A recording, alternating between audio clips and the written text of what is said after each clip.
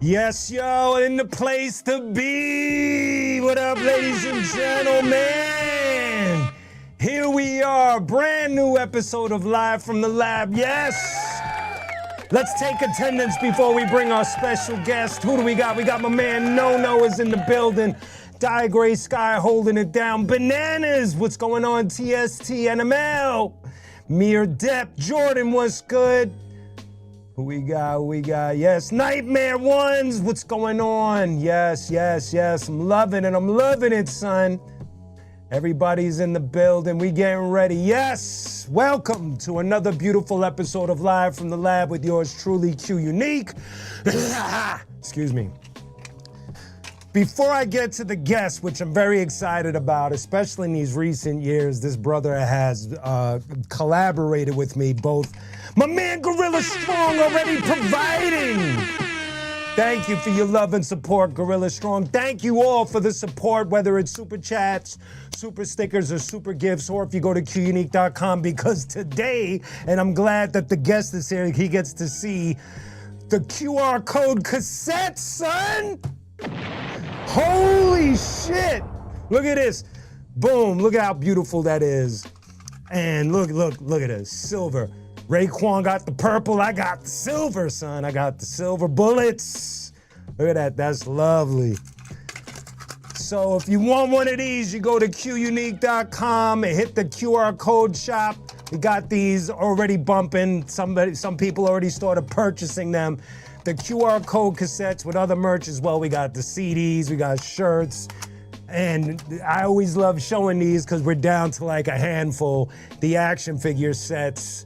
Whoa, where am I going? There we go. The action figure sets, that's that. But we're good there. All right, good. Anyway, I want to get into my guest. I don't want to take up too much of his time.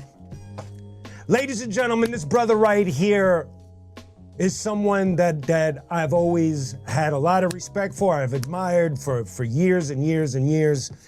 And he was part of a movement, and I'm going to have him break it down. But from my perspective, it was Extended Fam, the QN5, that beautiful album.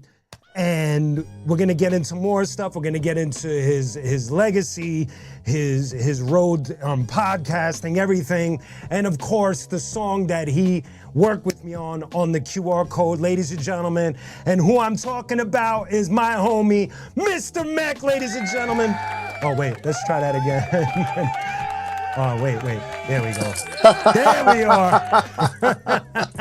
I'm all over the place. What's up, son? You know, I over-clicked and it highlighted everything. Wait, hold on. I don't know my own strength. that was the best intro ever. What's good, people? Salute to the world. Salute the world. Ladies and gentlemen. Give a couple of salutes for Mr. Mecc here. There we go. Now, for those that aren't super familiar, make sure you do your homework with it. We're gonna talk to Mecc and we're gonna have him talk to us about his road. But currently, Mecc is on my album on the song Success. And I know a lot of y'all like that song. This is Mr. Mecc. This is Mecc Rashawn, one of the best in the business. There we go. Now, Mecc. Sir. What is up, son?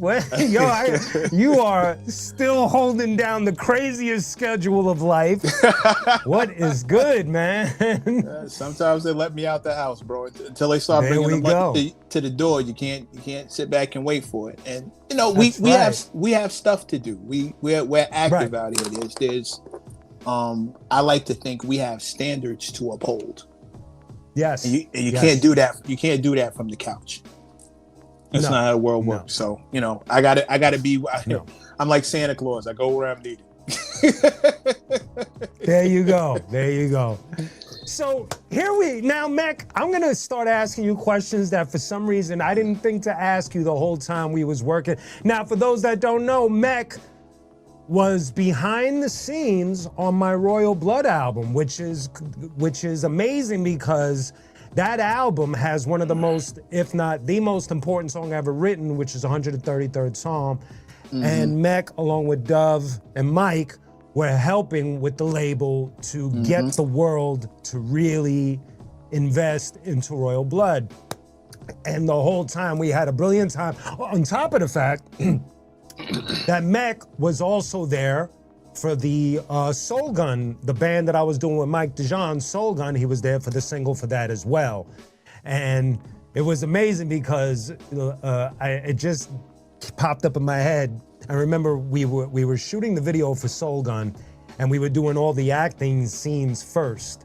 And so Mecc has never seen me in rock format. He's only seen me as a hip hopper. And I remember when I let the hair down and we did like the first or maybe the first or second take, and Mecc was like staring, was like deep in tension.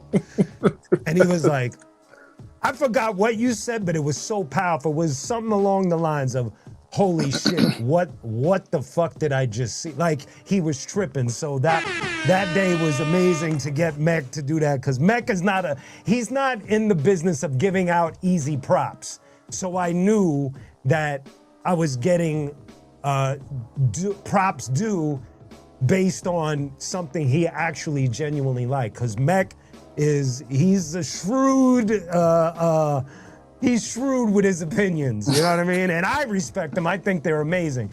So, but here's what I want to ask. Let me start with the question I always ask is, when you came into hip hop beginning, was it as an MC? Was it as a DJ, breaker, graffiti artist? Because I never even thought to ask you that.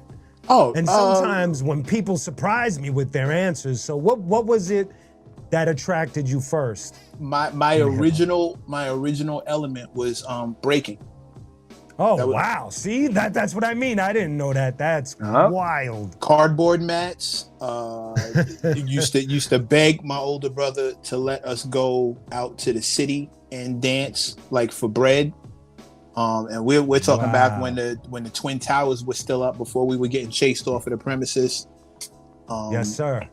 Yeah, cardboard mats, scotch tape out there, like the little dude getting busy. I don't know how good I was, but, like, we get a couple dollars. We all tried. We all tried. Yeah. I mean, I did that. I started to transition into, like, music videos, but I started running into, like, real professional dancers, and it was like, oh, okay. Right. Like, I don't know if that. And in the meantime, in the background, rapping was something we always did around the way. Like, even just freestyling, cracking jokes. It wasn't even serious, but we would freestyle. We could freestyle for, like, hours, just cracking jokes on each other. That's right. And it never went away. So I would still dance because, I love to dance, but at the same time, I was like, I don't know how far I'm gonna be able to take this. Like, these dudes are doing splits. They're showing up in leotards. You kind of breaking up a little bit. How about now? Hold up. I think your phone got stuck. How about now? Am I back? I caught the leotards part. Your phone is breaking up just a little bit. Okay. How about right, we got Mecc frozen right now. I'm not. What a. I don't know if you can hear me, Mecc, but you're frozen. I hear you. But we're still here, ladies and gentlemen. We're gonna wait for Mecc to figure it out. Let's see what he does. But in the meantime, let me see. Can you hear me, Mecc? Okay, you can hear me. You want me to text me if you want me to remove you and you come back on? Like, what do you want to do? Want to try again? Wait.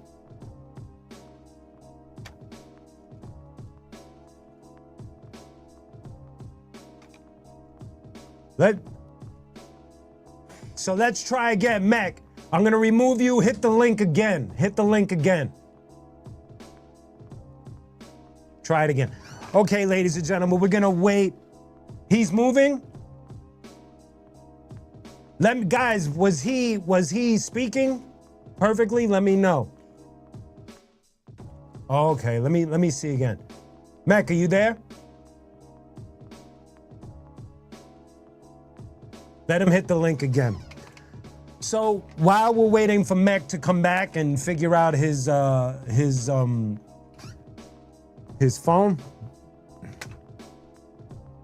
let me. I'm gonna shoot him a text.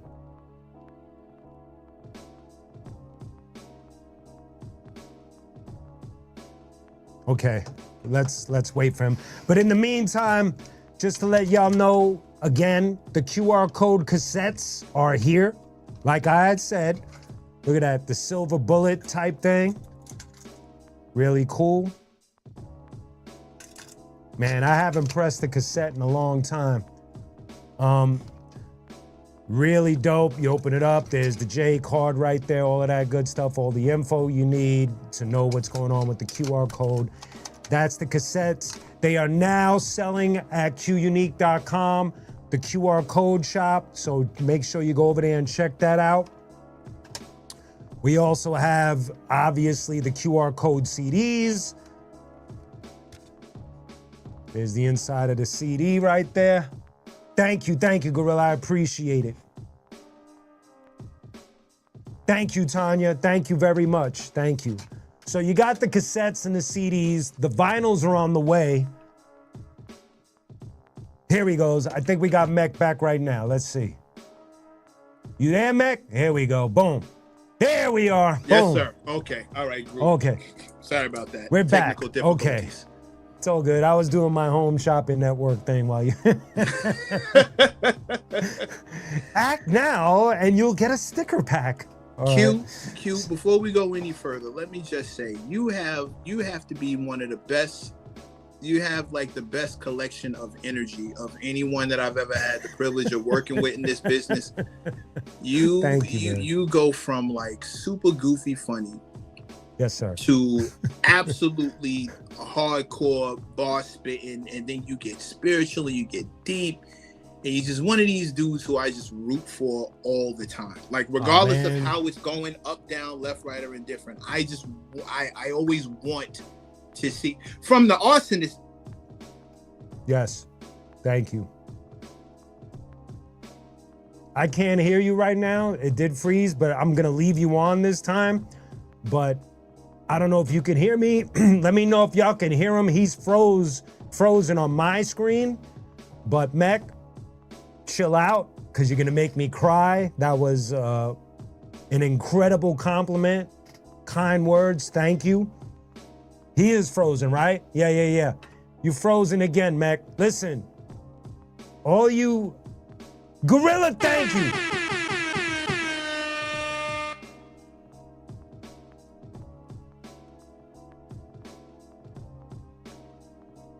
All right, he entered the studio. Let's see, where is he? He should be coming in right now. There you go. I'm gonna get you some rabbit ears for Christmas. I start giving out compliments. This is why I don't compliment anybody. I start giving out compliments. My phone cuts off. That's the problem. Wow, thank you, Jordan. That was incredible. I didn't even realize that. Thank you very much. Yo, Mecc, you frozen, son. He's practicing. Gorilla! Mecc. Sir. Try again, son. I'm removing you from the stage. We'll get back to Mecc in a second. I tell y'all, man. Let's see what this is. Mecc, you there? Yeah, I'm here. I could kind of hear you, but it's real faint. How about now? No. Okay, so we're gonna wait for Mecc. Mecc should be back.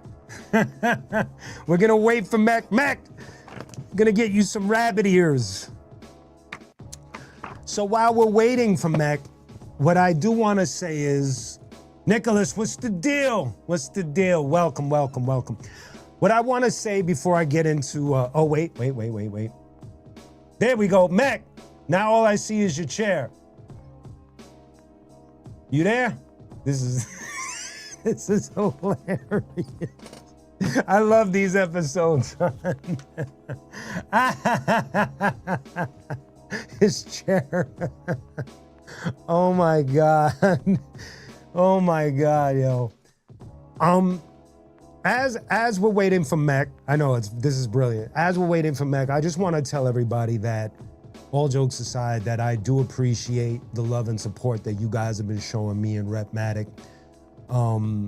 It's a very surreal place that I'm in right now with everything that's going on with the QR code, and it's just started. I mean, we're only a week and a half in of it being out, but people are buying on qunique.com. They're buying the CDs, they're buying the figures. The figures are almost done. We're down to, when I say handful, we're down to the handful. So if you're not gonna get those figures, just don't get upset with me when they're gone. No, all jokes aside though, the cassettes are here, like I said, the CDs are here, the vinyl's on its way. The shirts, like I showed this before. Here's the Comic-Con nerd shirt. Y'all seen this before? Y'all know the song, me, Pharoah Monch, Repmatic.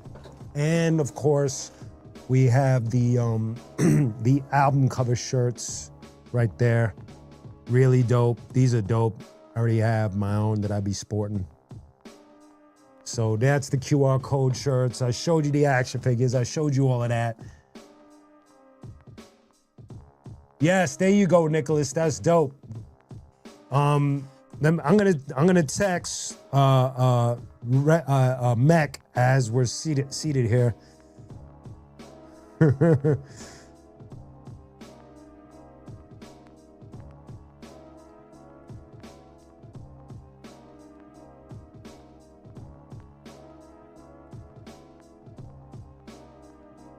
Ethernet, Mecc. Ethernet. Thank you, Jordan. Thank you. So I guess while we're here, we'll just talk about the QR code a little bit, and hopefully Mecc will fit. Actually, no. This is what I was gonna do. I had a little report on the side just in case of technical difficulties, and let me do this really quick. Give me a second. Let me gather this. Eric, what's the deal, son? Eric Lanhart, bass player of Mother Fuzz, outstanding musician, and actually a really good guitar player. Ladies and gentlemen, show that boy some love. Give him some guitar emojis, man. Let him know that he is loved. I have to have him on the show eventually. You know what, Gorilla, that's a dope question. So it all depends on where people are at, but unfortunately, like, with the videos, for instance, right? You got, Mecc lives in New York, I'm in LA, so that makes it complicated. And even with Esso's in Massachusetts. And so I could do reels, but videos are a little more complicated because I don't want to just mishmash something together where they're rhyming wherever they're at and I'm rhyming. It's one of those things where when you shoot a video, you want everybody that's a part of it to be actually in, like when I did with Elemento, like he was actually in the room. You gotta have some sort of quality control to the video itself. But there are gonna be reels. There's gonna be more videos coming, and stay tuned for that. And we're just waiting on Nasty. What's going on? Nasty, yo, just letting you know the cassettes are in. The QR code cassettes are in, Nasty, at qunique.com if you're interested. Just letting you know. I didn't know if I saw you there earlier. But that's the deal with that. Thank you, Jordan. There we go. Let's see. Mecc, are you good? There you go. Hello, Mecc. You hear me? How about now? How about now? There you, yes. Yes. Okay. All right. Can you hear me? I can hear you fine. I can hear you fine. Okay, perfect. I'm gonna buy you some rabbit ears for Christmas. Yeah, Put thank on you the so much. tinfoil. Thank you. Put on the tinfoil hat, bro. This is why I don't hand out compliments, because the second I do it, all my technology cuts off. God hates it when I compliment people. What I was saying was the compliment actually made me really emotional because you're one of the few people that I know that you just don't give props that easy. You're just not that guy. And so to hear somebody like you who's interviewed, some of the biggest rappers on the planet, for you to say that to me is like, and you roll with bus and all of that. So it's like, for me, the meaning, the impact of your words is very heavy. And so I'm very appreciative. Thank you very much. It actually made me very emotional. So thank you. Q, you'll never have to thank me for telling you the truth. Right. And I don't get to say it very often to the people who I feel need to hear it or deserve to hear it. I'm not running around, and integrity is a real thing. So if I'm trying to tell you, it's because I really want you to know that with all the nonsense that's happening in this world and all the people that we make famous who we really fucking shouldn't, you're one of those guys who I just want to see get back what he puts in. I would be satisfied if you got back what you put in. And if you got some extra on top, I feel like that would be deserved. But I would love to see, that's why I jumped to work with you when we had the chance over at Viper Records. I just wanted to see you get what you've always, me being a kid, this big in the audience, watching the arsonist just tear ass and like, me and my two partners, shout out to Substantial, shout out to Pac FM. Yes, we're sitting there watching the arsonist and we're like tapping each other like, oh dude, we gotta do this. Like, this is what it needs to look like. And then a little later on, we start, we watch you do your thing and we're thinking to ourselves, yo, son, we gotta follow these motherfuckers. We're gonna have to go on before these dudes. Like, are you fucking kidding me? Like, these are the footsteps that we're walking in, and these motherfuckers are active and they're dangerous and they're in the field and everybody knows who they are, and you don't know who's gonna have the best verse, and each one of them is aiming for the head, bro. That shit, like, as a crew. The arsonist was just like, okay, are you sure you want to do this? Because look, they're on stage. Like, look, this is it. Like, I'm not sure if you're sure you want to continue. Cool, dude. So yeah, man. When I got the chance to work, these are all things I've said to you before. I know, but it's been a minute. And I appreciate it, and believe me, it means a great deal. But I wanna shift the focus here for a second. I wanna ask a question that I couldn't find the answer to. When was the first official time that a verse of yours made it on out there in public, like on vinyl or tape or whatever? Because I never thought to ask you that. Like, when was the first time?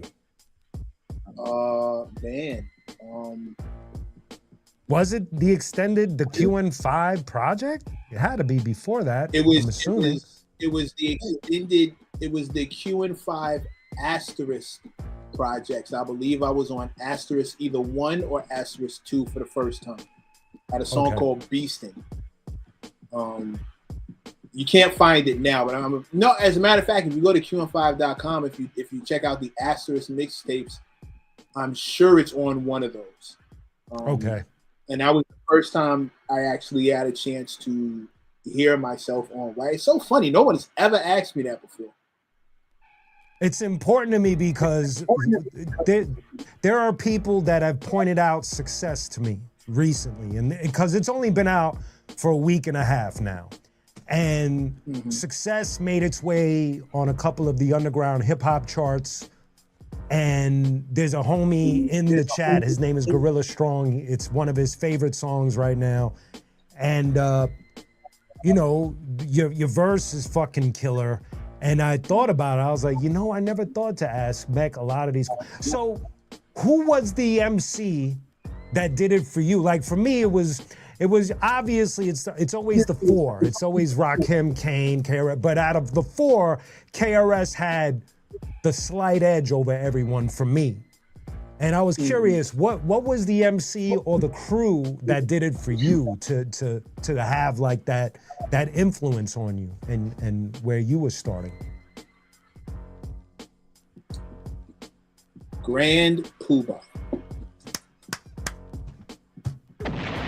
Finally, somebody uses that name, bro. Holy shit. People forget that he single-handedly held down the early part of the 90s. He was the guy. It was him, Tretch, Sticky Fingers. People forget. Those three were like, holy shit. People forget. People forget. Poobah represented what I felt I could do. Like I would watch MCs. I was super inspired by my older brother's era was Rakim, Kane, Cool G Rap, KRS-One. Yes, right? Sir.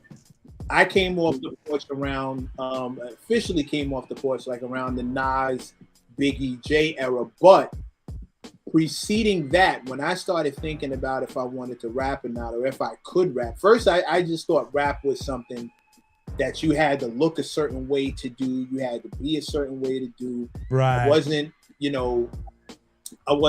in the streets. I wasn't wearing a lot of gold. I didn't have like, the Jeep and all this other stuff.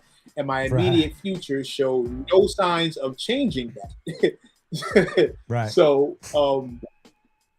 but then I heard Poobah rap. And I'm listening to this dude, and he's so fucking funny, and he's so laid back, and so he reminded me of what I would do if I can't talk street, but I can talk slick. I can't talk crime, but I can crack a joke. I can't talk a lot of money, but I can talk about getting with women, and I like women. Right, right. It is something that I can do, and I'm listening to how he's beg your pardon, who's the one with the roughness, super extra toughness? Grand Poobah. See, I'm the chosen that keep the snakes frozen. Check out how I'm posing. Girl, it feels good when it goes in. I like his verse on P-Rock CL Smooth. Nowadays, I'm on some extra be careful shit. I take precaution before I slide up in the slit. Man, I put aluminum foil on my dick. Because if you catch it, boy, that shit'll kill you quick. Like, I was like, holy shit. He's standing in the middle of the verse. He goes, hit the skins hard, she'll hang on to the bedpost. Then I drop my load, then get up and make some French toast. I was like, yo, man, he's crazy. Yeah. Poobah was nice. That was my guy. Like, just watching what he did what I felt I could do. Like, I was a huge fan of like Nas and everybody else. I really fucked with him, but I didn't see myself in those shoes. I didn't see that all felt like fraud if I tried to do that. But Poobah was doing shit that I was, wait a minute, I can do that. I talk just like that. That's exactly how I get now. Like his whole aesthetic was like, okay, so there is room for guys like me in this thing. There is a space where I can get busy, and Grand Poobah just opened up the door. Dope. It was, that is so dope. And for disclaimer, my favorite Poobah verses is the Wake Up joint on the Brand Nubians album, but the sunshine, that version, and his flow on that beat, and what he's saying about the 5% Nation of Islam and all of that, like that song is flawless. So thank you for that. That was a crazy answer.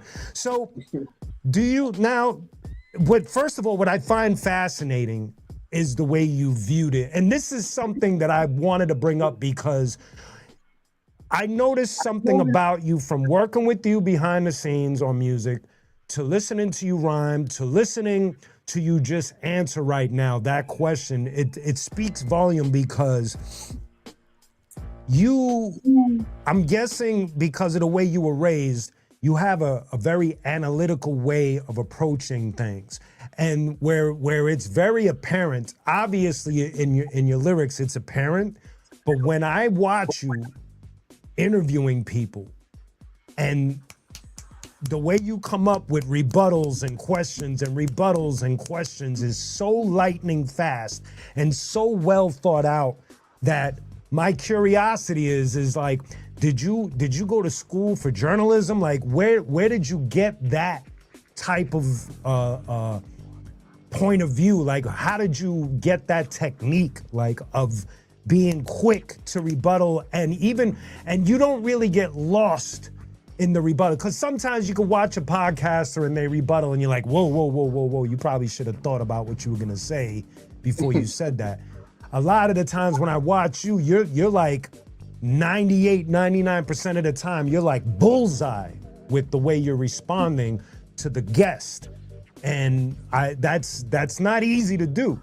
So where does that come from? I grew up in a house with 4 women.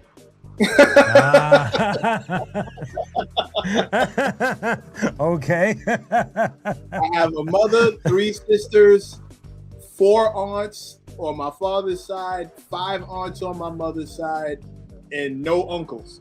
I grew up in a house and a family full of women, and I learned very quick that a man's edge in life is physical.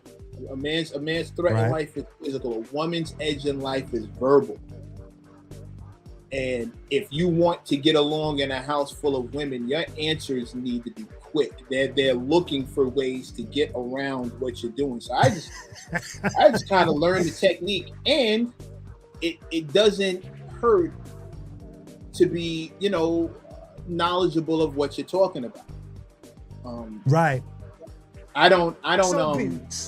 Do you prep for these interviews? Like, you do your homework, obviously, and I know you're looking at me like that's an obvious answer, but you know as well as I do, a lot of these podcasts don't seem like they're doing their homework. So I'm asking, like, your prep must be on a different level. Well, it's not what it used to be. I've gotten, First of all, I learned from the masters. I sat at the feet of some of the best to ever do it. Shout out to Jerry Barrow. Shout out to Jeremy Miller. I learned from like some of the top dogs too in the business. Second of all, I have well over 10,000 hours worth of interviews. So my prep is a little different. I find that when I'm sitting down getting ready to interview somebody, I'm at a stage now where my goal is to take the viewer through the looking glass with me, and we're going to get to know this person together. I don't ask questions so much as I have a conversation, and I look for the insight that tells me who this person is while I'm speaking to them. And it's why my responses are so quick, is because I'm genuinely curious about what, I'm learning this person just along as everybody else. So I try not to over prep, because I don't want to walk in there with 1,001 questions in my head that have already been asked and answered. Quite honestly, I go in, I'll if it's somebody new, I try not to listen to their music. I try not to do any research on the albums. I try not to watch too many of their interviews. I'll read the bio to see what they want said about them. I'll peruse maybe their social media, because that's their face 9 times out of 10. If they're running their own socials, that's the face that they want the world to see. So I study that. I look at who that person is, and then I sit down with them, and I just start to we just pick up a conversation, and you talk about who's dissing who. Are you talking about what this song sounds like, and getting their thoughts on something other than themselves shows you who they actually are, as opposed to the answers that they're giving you when they don't want to look embarrassed, don't want to look like they're unprepared, don't want to look like they're high, don't want to look like they're drunk, don't want to look like they don't know. They're away from those safe answers because now they're talking about something else, and you learn more about that person when you see how they view the world. Wow, that's very impressive. So, would you now flipping from that coin to the other side of the coin? Because one of the homies asked, Gorilla Strong asked your process of writing success, but I want to embellish on that, not just success, but how do you approach rhyming as like what, you don't have to give away your secrets, but like a song like Success, when the subject is given to you, where you don't have to say who you're drawing from, because I never said who I was drawing from for that particular song. But the way I had described it to public was me and Mecc in particular, we are around a lot of bigger artists. And although it could be cool, we know a lot of the behind the scenes insanity. And so that song was kind of a no-brainer for me and Mecc because we hang out with artists that have sold a lot of records. And so what is your process from verbal to completion of a verse, song, whatever? What are some of the things that you go through? What is your technique? Or a little bit, a smidgen of the idea? If the song has a topic, I can't speak for anybody else. I love staying on topic. I don't think you can be too on the nose when you only have 16 bars, right? Right. You gotta hit. It should be head tap every time. I don't like drifting off subject. I can't stand that. It annoys because it feels lazy. You drift off subject just because the next word not rhymes. Paying attention. That's super corny to me.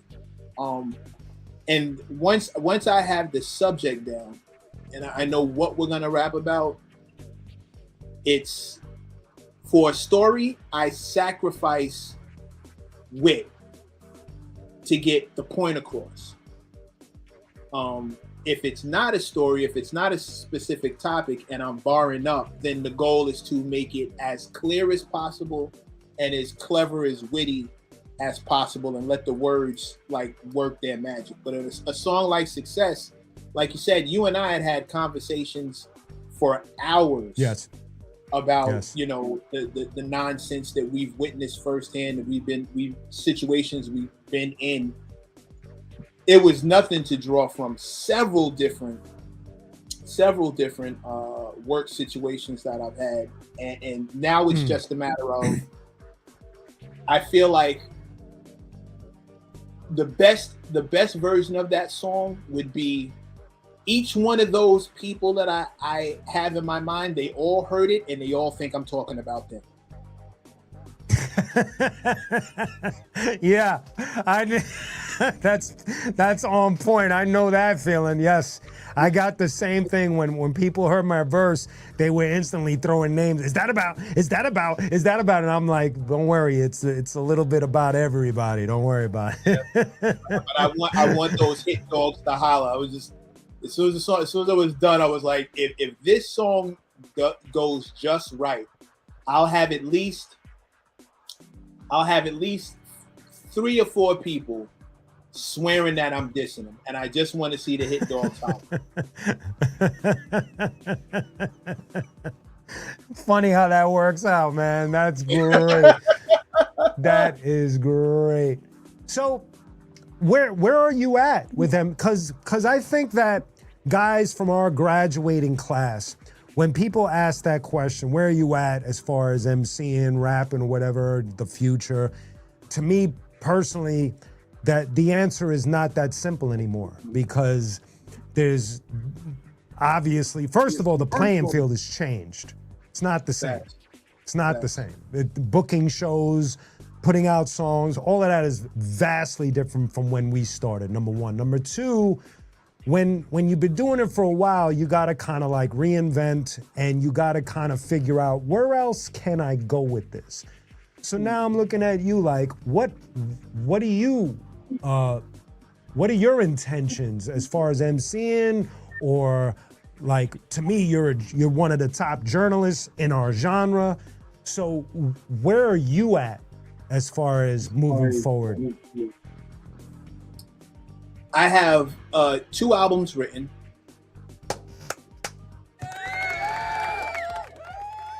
I have two full albums written. I have all the beats for both albums completely ready to go. I pick up a new laptop tomorrow to start recording in the crib. I have everything that I need: a new microphone, new this, new that. And as far as moving forward, here's where I have a bit of an advantage. I'm brand new to most people who discover me today. Yes, sir. Yes, sir. I dropped a freestyle on Chinatown Sounds. I dropped another freestyle on the Punchline Academy, and I did on the radar. I saw it. It was dope. Thank you. It was dope. Appreciate you. All 3 of those got me so much attention, and 90% of the attention that I got was, I can't believe this guy can rhyme this well. Wow. What the fuck? No wonder he's always throwing away demos. Look at what he can do. Holy shit. He's sitting here this is disrespectful that this guy is sitting in people's faces interviewing people that can't rap better than him. Like that just started piling on more and more and more and more and more, to the point where it was like, okay, I could leave this alone and go back to doing what I was doing and just interview, or I can take advantage of the fact that there's a brand new audience being introduced to me, in addition to well-respected, well-seasoned, super sharp, like sensei level blades who know who I am, know what I'm capable of doing. And these 2 audiences are meeting. Like, the one audience is saying, I never knew he could do this. And the other audience is saying, how did you not know that this is what he's always been? This audience is telling there's the podcast audience that just, they know me from, being who I am and saying what I say and doing what I do, trying to stand with some kind of integrity, some kind of moral compass, and bringing my journalism into the room. And then there's the audience that knew me from the 90s, early 2000s. And when they clash in the middle, the 90s audience is telling the podcast people, this is the only reason why we listened to him and respected him in the first place, because he's one of us. He's always been one of us. I remember him from the grimy spots. I remember him when he wasn't old enough to get in. I remember him lying about his age to be in the front row at the boom bap spots where, only the grimy lyricists were kicking it. I remember him not being old enough, and then when he was old enough, to be in Lyricist Lounge and trying to figure that life out. I remember him in front of Fat Beats. That's why we listen to him. That's why we respect him at all, because he's one of us. Extended fam. Yep. Exactly. And the podcast folk are like, we had no idea that this dude did anything other than, we knew he was a journalist, but that's only because we heard about it. We never actually saw anything. So when I rapped for the first time, it created a very, pun intended, a very unique situation that now I'm new and I'm not new. Right. It's a fascinating, because that happened to me as well recently, where people don't, there's a bunch of new cats that are like, who is this guy? And there's a bunch of cats that defend, and they're like, what do you mean, who is this guy? So it's but in your case, it's even more unique, because I feel like you've camouflaged yourself really well, where it's so unsuspecting, and then the minute you spit, it's like, oh, this motherfucker knows exactly what he's saying. And not just rhyme-wise, but when he's sitting across, like they said, from somebody who has less than, it's got to be entertaining to you or amusing, where you just, or maybe you're just so numb to the whole thing where you're not even looking at it that way. You're just like, I'm here to interview and have this conversation with this person. I don't give a shit who's better than who. I'm gonna grill, you know what I mean? And so that's you're 100% right. I'm never in that headspace. When I'm there to do a job, I'm there to do a job. I couldn't that's what I like about you. When it comes to your grind, your focus is so dope. Especially, like I said, like hearing you spit, I always knew you were dope. But then when I caught wind of you on the podcast, I was like, damn, man, I don't think anything can get past him. That's fucking dangerous. Y'all better come prepared.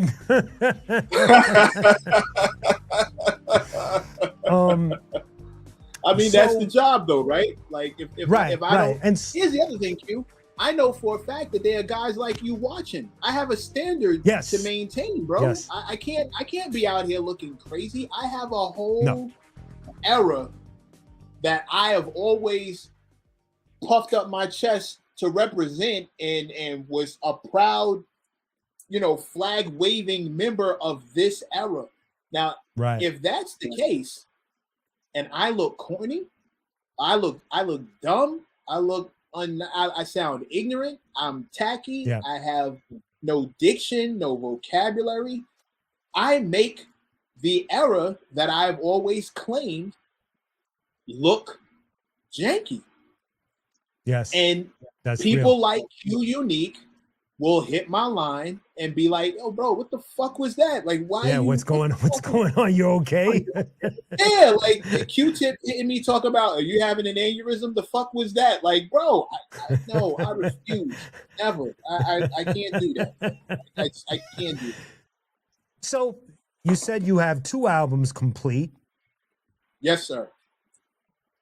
I'm not gonna ask you when, because I don't me personally, I don't like asking that question because that kind of jinx it. You will let the world know when they're ready to be released. But my question is, are you gonna maintain the balance of being an artist but also being a journalist? Are you gonna keep that? I always have been. Okay. Q, what we're blessed to do does not go away with a job title. Right. When I was music editor of The Source, I was still writing rhymes. When I was an intern, I was still writing rhymes. When I was sitting in a chair across from somebody and we took a break and I got an idea, I would write rhymes. The goal of any gift is to give it away. I told myself for a bunch of years when I was at The Source, I told myself, you got to focus on journalism. You got to put the rhymes up. You can't think about that. You can't think about going in the studio. You need to focus on journalism. And it sounded good, but I was living somebody else's limitations. I never had to make that choice. Right. I am what I am, bro. I always have been. And it's just recently. It's just recently after I had a real ill situation with a friend of mine. I'll share a quick story. I have a homeboy of mine who, I'm not blowing his name up or anything, but he struggles with drugs and alcohol, right? Okay. And he would relapse, and he's overdosed like maybe 3 times tops, right? Wow. But they've always been very close to fatal. Wow. And the last time it happened, his mother called me, his sister called me. I went down to the hospital. I'm going to make this quick. I went down to the hospital. Long story short, he and I got into a really, really big argument because, I was like, listen, if you're going to kill yourself, like, the fuck is this? Like, I'm waking up to your mother crying, your sister's crying. How do you not give a fuck about none of this? Like, you look real goofy right now, running around out here doing this shit. We grown men. What the fuck is your problem? And I got real mad. Right. On some tough love shit. And he, you know, he's not in a position. He's not in a headspace where he feels like being attacked, and he's definitely not just gonna sit there and let me pop shit. I'm the little homie. He ain't gonna have that from me. So he starts going back at me, and it turned into how the fuck, Mecc, can you talk to me about being consistent when you've never been consistent with anything you've ever been good at in your life? You've been hiding behind people your whole run. Jeez.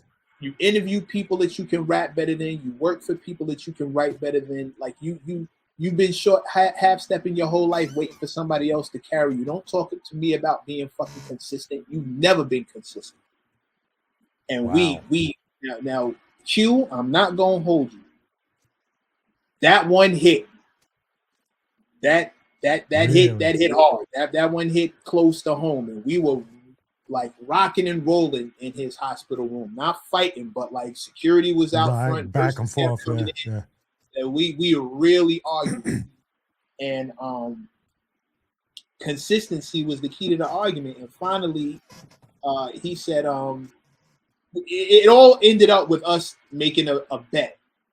He said, "Yo, give me your hand." And whenever you say "give me your hand," that means put your hand out to give me a word. And he said something like, "You know, I'll see my 30-day chip before you consistent with your shit." I was like, "I bet that." He said, "Fuck bet. Give me your hand." I said, "Cool." He said, "What's the bet?" I said, "I don't care because I ain't gonna lose. I don't care what's the bet. We'll be back in this bitch in 4 weeks. I don't give a fuck what the bet is. I ain't gonna lose, so I don't give a fuck. You can set the terms. I don't give a fuck." And you know, I left out of there angry. He left out of there angry. Fast forward, he calls me one night. It's like 11:40 something at night. He calls me. He's like, "Yo, I'm home. I'm out the hospital. I saw my sponsor. You know, I'm doing good. My boss let me keep my job. I still got my apartment. Like I went back to my mother's house, and I'm like, yo, that's good, bro. Yo, son, that's fire. That's what's up. Like, so what we doing? Like, what you want to do? Do you need something? Can I help?" We chopping it up, shooting the shit. His lady is still supporting him. His family is with him. I'm super happy. My computer tells me. My computer chimes every hour on the hour. Like, so it'll say it's 9 p.m., it's 8 p.m., it's 10 p.m., right? Right. We're sitting there talking. My computer goes, it's 12 a.m. And his whole tone changed out of nowhere. He started talking to me super aggressive. And I didn't understand where the energy was coming from. And I was like, yo, bro, what? Was it something I said? He was like, nah, fuck that shit. What's up? Pussy, what's up? What's up now? And I'm like, yo, bro, what the fuck is happening? Like, what's wrong with you? What is this? Fuck all that shit. Fuck all that. Who the fuck? Fuck that shit. And he's getting angrier. And I can't understand where it's literally out of nowhere. 1 minute we having this pleasant ass conversation about him thinking about buying a car. And the next minute he's cursing at me. And I finally was like, yo, what's your problem? And he goes, 12 a.m., bitch ass nigga, 30 days. I pick up my chip today, motherfucker. 30 days, bitch ass nigga.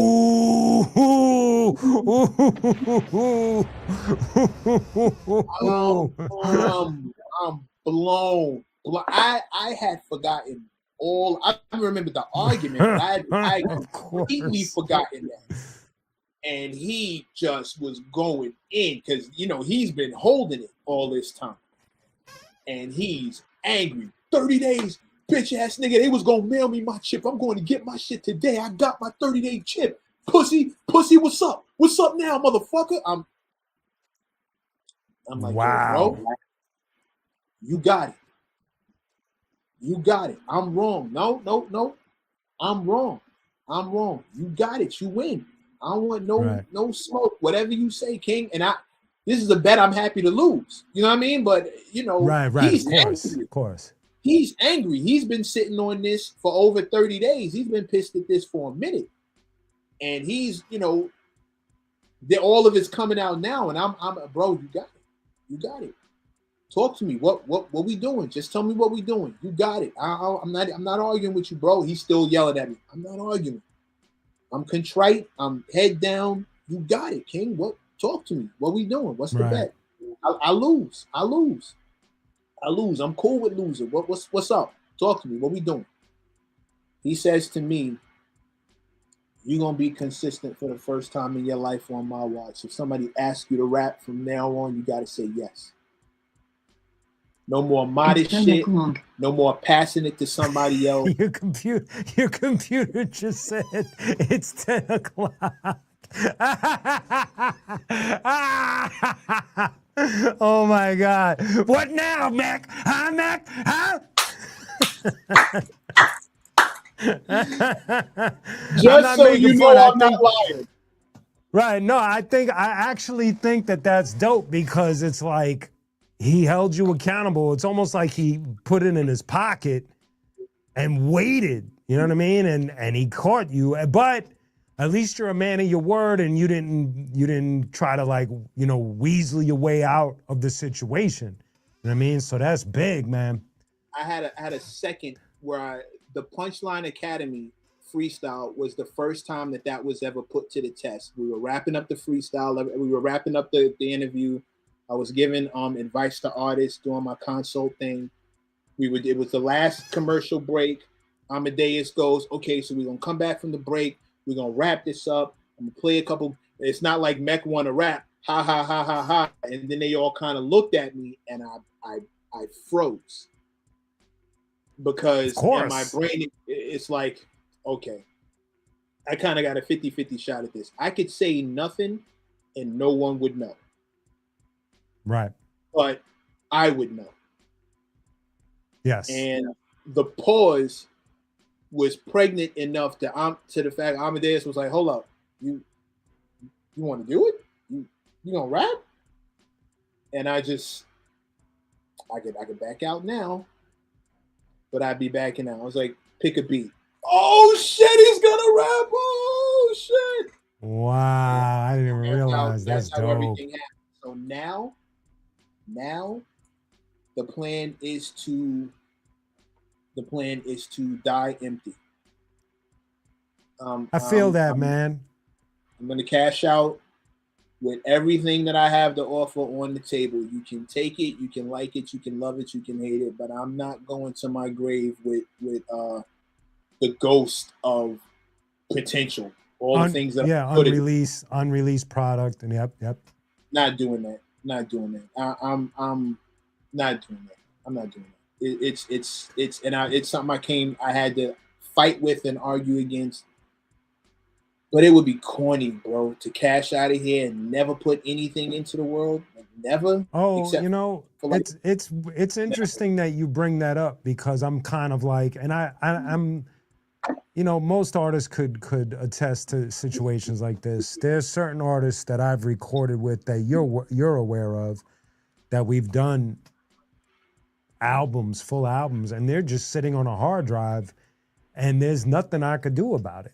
You know, and when I hear you say, I don't want to live or leave this planet knowing that I left my my art on some hard drive, never to be heard or seen by anyone, it's like, yeah, you're absolutely right, because there's a few artists on this planet that have maybe a verse of mine or a hook or a whole album, and they're just stuck in these voids. And thank God that at least I don't let that paralyze me, where I'm at least putting out my own stuff. But you know as well as I do, it's like there's a lot of artists around us that get caught up in that, where they create things and then they just store them like squirrels. And you're just looking at them like, what are you waiting for, man? The right opportunity? There's no such thing. You know what I mean? So, you know, whatever you need from me, and I'm saying this publicly, let me know. Beats, rhymes, whatever. Whatever you need, because I want to be one of the people that help to keep you on track to move forward. You know what I mean? Even if you need to holler at me and be like, yo, Q, I'm in a low point. Let me vent. Let's do it, because that's part of it. That's something that Crazy Legs had brought up to me. It's like we as members of this hip hop community, we need like good communication and therapy and things of this nature, because we we've held on too much to these characters that we've created. Not just me and you, but all MCs have created, and they're very convenient to want to put on these disguises and pretend like we're this or we're that, you know? But at the end of the day, it's like we never really know who needs help, because nobody wants to say anything, you know? And so just to let you know, I'm here for you, because I do want to see you, the way you just said that about me, I want to see you succeed. I want to see your product out there. I want to see you doing more of that, you know, whether you're dropping bars on somebody's show, or you're putting out your own music videos or reels or shorts. I want to see that. I want to see that. So however I can help, let me know, bro. And you know where to reach me. So yeah, no. First things first. When we get out to LA, we need to figure out first to shoot the video for success. We need to figure that out. There we go, ladies and gentlemen. You heard him, Gorilla. You asked. He wants to shoot the video for success once he gets out here. Continue. I absolutely want to do that. And two, we need to find a stage to rock on. We need to find a show. Okay. Me and you need to perform. I need to say that I opened for qunique and Man, check that off my list. I need that. I need that. Thank you. Thank you. I want to rewind. Thank you. I need you to pull this off. I need you to let me open for one of your shows. We gotta talk to the ambassador, Rhett Maddock. He's the dude. We'll get at him. I'll get at him later. I'm not gonna take up too much more of you. Just let me know. Definitely. Now, I'm not going to take up too much more of your time, but I want to rewind a little bit, because you said something and you kind of like sped past it. And it was one of those things that I forgot about you. And I want to ask about if you could give like a quick summary and your feeling of being the music editor of the Source magazine, the most important hip hop magazine to ever exist. What was that like for you? It was a dream job while it lasted. Oh wow. Yeah, dream job while it lasted. It's one of those moments I wish I could almost. You hear about people having arrested development. You hear about some people being stuck in their past. The Source, when it was good, when I was the music editor of the Source, it's one of those moments where if I could freeze it in amber and you told me this was all there was gonna be, at that time, I might have taken that bet, because it was new music every day. The best artists to do it were just begging you to listen to their shit, like, and all the horrible, horrible, horrible music that we had to sit through. Like those one or two good songs that we got from somebody was worth it, or being able to sit and talk to dudes who didn't fuck up when I actually spoke to them. So many, you hear so much, don't never meet your heroes. There were a bunch of those, and it was a gang of awful music, but discovering the gems and hearing the firest shit and the dopest beats and the illest rhymes, and just from every side of the fucking country, LA, Chicago, Atlanta, Milwaukee, Canada, Texas, Houston, all through the Midwest, just I was MCs just giving it up, just spitting their hearts out, and oh man, at that time, before it went bad, it was. If I could have retired out of that job, if it stayed right where it was, chef's kiss. It was a blessing. That gig really, wow. It was conflict. See, no, I didn't expect that. Go ahead, continue. It was a conflict, because at the time I also rhymed, and I was with my Q and 5 crew. I was with the Plague. We had our own group, And I didn't want my shit to be looked at the same way people looked at Benzino. I didn't want it to be like he's using Right. his influence at the source to further his career. So I didn't make moves to further my music career at all because I didn't want to be seen as the guy who's using his job to get further ahead in music. And I didn't want the music industry people looking at me like, oh God, here come this motherfucker again. Like I didn't want to be that guy on the phone calling for a favor, calling for a show, calling for this, calling for that. And I'm leveraging my position to get these things and they're giving it to me not because I'm dope, but because of the kind of job I have. So it wasn't easy. It wasn't easy, but Right. it was a time. It was a time. Integrity. That's basically you did it with integrity. You didn't weasel, you didn't take advantage. You lived in the moment, and obviously if you enjoyed it, that means you really like not took advantage, but really lived in the moment of being there. Because like I said, we're talking about easily the most important hip hop magazine to ever have existed. There was Double XL and Blaze and all of those all the magazines were cool, but the Source was like, geez, like I guess you could compare it to like Rolling Stone magazine for rock or one of Exactly those, that. but Exactly that. right. So it's like that the fact that you're part of the history is just incredible, man. And the way you just, I didn't expect you to say, because normally people want to complain, and I don't really do drama on my show, but normally people will want to complain about something so grand as a Source magazine. It's almost like being signed to Def Jam. It's like, holy shit, I'm on the most important independent hip hop label to ever exist. You were part of the most important hip hop magazine to have ever exist, and so that's dope, man. Wow. Yeah, no, it was a moment. It was a time. It wasn't all great, but for me to sit here and talk about the downsides of such a blessing, dude, how many music editors of the Source have there even been?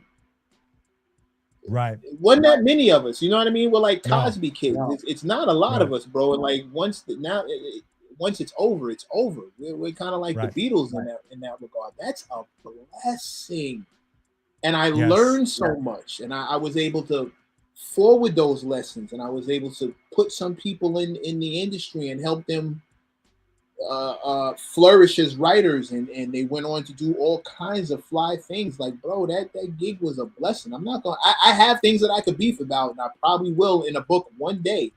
But if you ask me about being the music editor of the Source, I'm not gonna sit here and act like in the moment, in that time, with all the stress and all the shit that I went through.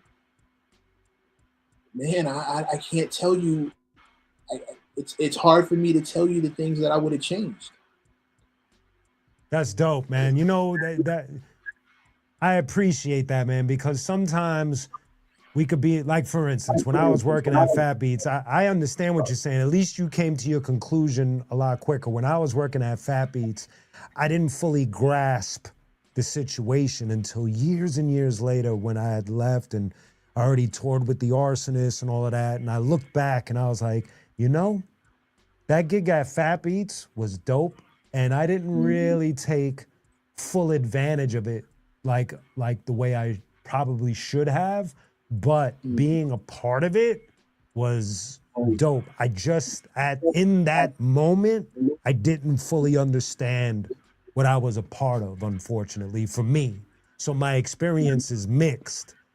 If you gave me the same opportunity today, my whole intention would be different. So, but at least you understood like that just shows like exactly what I said. It's like you're one of the more sharper people that I know in our swimming pool. And so that's dope that you figured it out, like to be able to look at something and say, yo, I was a part of that and it was dope.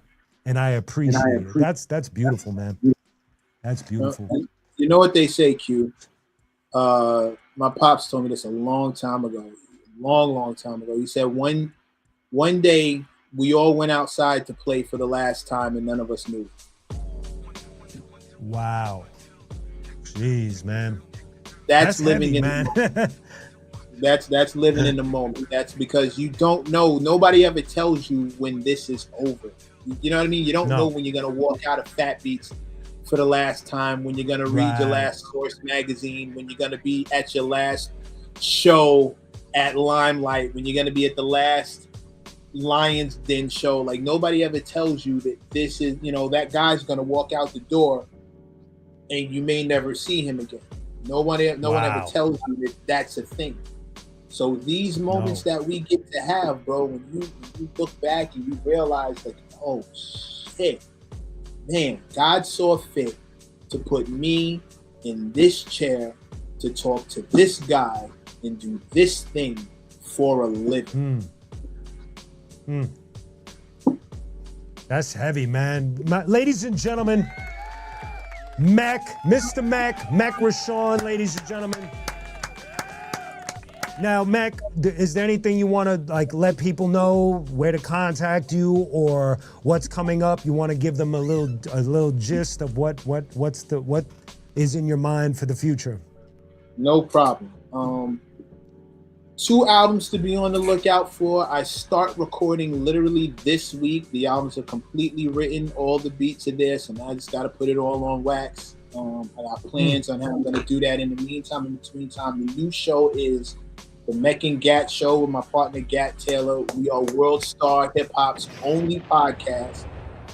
Be on the lookout for that. Max B with his daughter Chloe Couture. We just interviewed her. We dropped the interview with Designer where we told him how whack his freestyle was on Funkmaster Flex. New interview about to drop with Jim Jones. Conway the Machine is that's another one that's gonna drop, the I'll Be Out episode. We got a couple of them that are out there to be watched. Still doing my A&R work with Busta Rhymes. The Diligence 2 album that drops this week coming up. Get yourself ready for that. And other than that, I'm still consulting for artists. I don't do that for free, but if you're serious, you can holler at me over at my Instagram, which is Mr. Mecc, same as the caption here. And come holler at me over on YouTube because I'm back up and running. I go live every night at 5 o'clock. And 5 o'clock Eastern Standard Time, top it up with the folks. And Mecc Rashawn is the name of that channel. So, just moving and shaking, brother, moving and shaking. Oh my God, Mecc, thank you so very much, man. I am so happy we got to finally do this, man. Ladies and gentlemen, you heard it all. Mr. Mecc right here. Please make sure you follow him on Instagram, follow him on YouTube, and just be prepared. This is one of my favorite people on the planet. When those albums drop, we gotta show support, okay? Y'all hear me on that. So everybody give him a salute in the comments. Thank you, Mecc. I will be getting at you. I'll text you soon. Have a good night, brother. Salute, King. Thank you for having me. Love on this side, bro. Thank you. Yeah, that was dope, man. That was really dope, man. Oh, man. When you talk to somebody that's holding down so many different facets in the industry, for me it's so inspiring me because what people don't realize, as an independent artist, you gotta kind of wear different hats and you gotta look at the playing field, and you can't just think rap anymore. You gotta look at all the different subjects in the book and be like, can I do this? Look, I'm over here, I speak to you guys weekly, doing this feed, and it's new to me. It's still new. We're only up to episode 57, but it's 57 episodes of y'all watching me grow here. And although I probably started in the car with Instagram and all of that, where I'm at now, this is vastly different, and the community is, I recognize the name. My man 07 Nicholas, what's going on? Tanya, of course. Yes. Who else? Wait, I saw Bill Shapiro. What's the deal? Yes. Growth and evolution. Yes, just that. And so I'm just happy that Mecc got to share some time with us, and I'm thankful for y'all. Amazing questions, amazing comments. I was trying to keep an eye on y'all, listening to him, so thank you in advance for that. Once again, before we, call it, the new qunique Riveting QR code album is now available on cassette at qunique.com. Let me get it over here, add it to the stage. Let's go over here. We're gonna go to the QR shop, and there it is, the QR code cassette. We got the shirt, the QR code shirt, got the Comic-Con nerd shit shirt. We got the cassette, the CD, the action figure set, the tote bags, the iron-on patches, the embroidered patches, and the 2 different posters. That's what we got so far, ladies and gentlemen. And the vinyl, we got 2 different pieces of vinyl coming out soon. We have the full album on vinyl, colored vinyl, and then we're gonna have a special limited edition Comic-Con Nerd Shit 45 following the album. So make sure you check in for that. Thank you, Nicholas. I appreciate you so much. Matter of fact, thank you, Nicholas, and thank you for that, alley-oop. Thank you all for listening to the QR code. Your boy's been at it for a minute, and to be able to release music and get this kind of response is very surreal. I don't take it for granted. So thank you so very much, man. I mean, y'all guys got me inspired enough. Y'all asked for the tapes, y'all asked for the CDs, the vinyl, the figures, the shirt.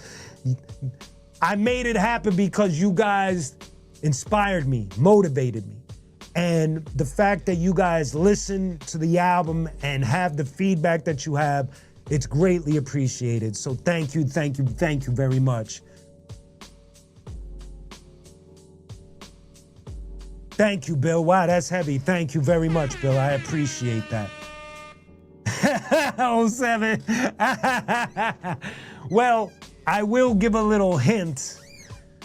There's gonna be a part 2. Let's just leave it there. But we got plenty to do.